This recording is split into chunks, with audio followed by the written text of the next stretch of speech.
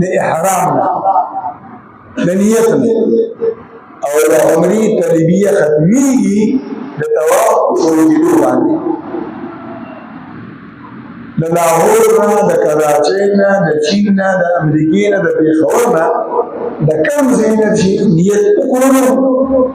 نو تلبیه چالو شو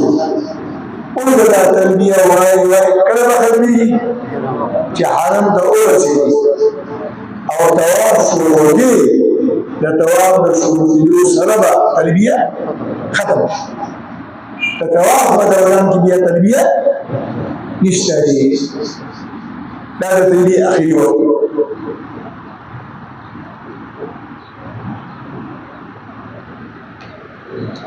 بعضې زنانه انپړ بعضې بوډاګانې بوډۍ او د تلبیه نشي یادولی پکار خو دا ده چې خواري وکړي محنت وکړي ځان سترګې زده کړي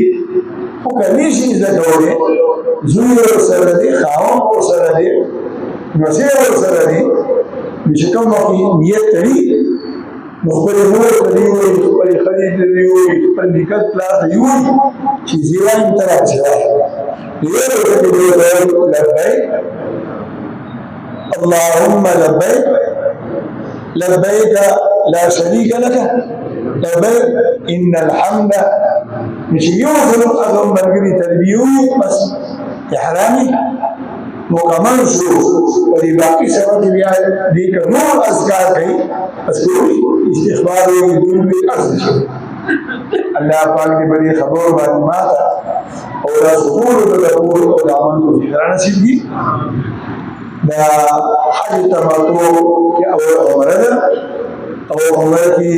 څلور خبرې دي اول احرام دی نو احرام الحمدلله سره ورسېده دا چې کوم بویاني مسایل دي هغه هم سره ورسېدل بیا به احرام پسې دویم نمبر څه شي دي طواف سبا به انشاءالله بیا د طواف خبره شروع کېږي اوس مخکې به نه ځئ